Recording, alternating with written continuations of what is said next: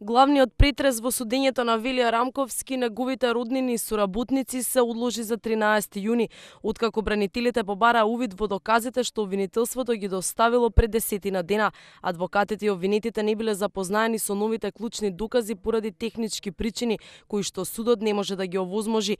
Велија Рамковски јавно без присуство на советот изјави дека уште сега го празнува 5 јуни. Имено дојдовме во состојба да преку 150 писмени докази кои што се од клучно значење и на кои се темели обвинението не беа во списите на предметот кога го разгледувавме.